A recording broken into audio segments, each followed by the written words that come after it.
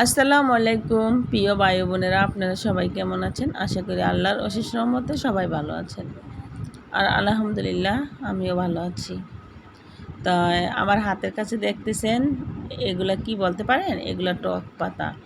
এগুলো আমরা বলি টক পাতা। এই টক পাতাগুলা বাছা ধুইয়া কাইটে নিছি আমি। এখন একটা হাঁড়িতে লবণ দিয়ে সিদ্ধত বসাই দিলাম। তো এই টক পাতা আমি ভর্তা করব।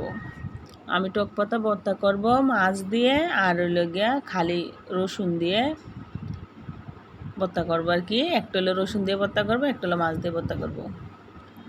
তো এখানে আমি একটা হাঁড়িতে কয়টা মরিচ দিয়ে দিলাম, মরিচগুলো বাজিয়ে নিতেছি। তো আমি মরিচগুলা সাথে আবার দিব এক পিস রসুনও বাজিয়ে নিব একটু হালকা করে। আর এই টক পাতার ভর্তাটা এত টেস্টি যা বলার মতো না।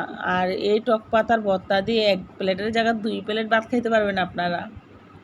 আর আশা করি আমার এই ভর্তার রেসিপিটা আপনাদের কাছে অনেক অনেক ভালো লাগবে। তো এই তো দেখেন, আমি এখানে রসুন দিলাম আর লেগে লাল মরিচ দিলাম আর কি। মরিচটা একটু হালকা করে টেলে এনেছি, শুকনো মরিচ। তো দেখতেই তো পারলেন। এখন একটু বাটা কষা করে নিতেছি।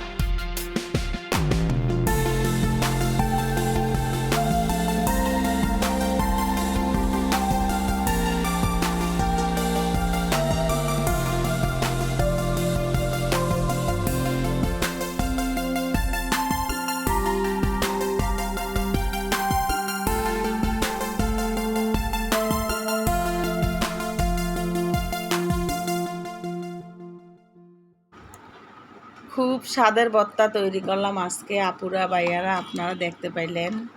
এক রকমের ভর্তা কিন্তু অলরেডি আমি বানাই ফেলছি, আর এখন আর এক রকমের ভর্তা বানাইতেছি। আর আজকে আমি টক পাতা দিয়ে বানাইলাম, মাছ দিয়ে টক পাতার ভর্তা। তারপরে শুধু রসুন বাটা দিয়ে বানাইলাম টক পাতার ভর্তা।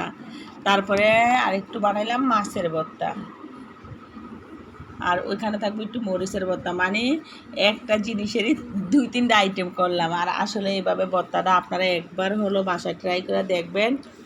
আর যারা এখনও টক পাতার ভর্তা না খাইছেন, টক পাতার ভর্তা বানিয়ে খাইয়ে দেখবেন কেমন লাগে।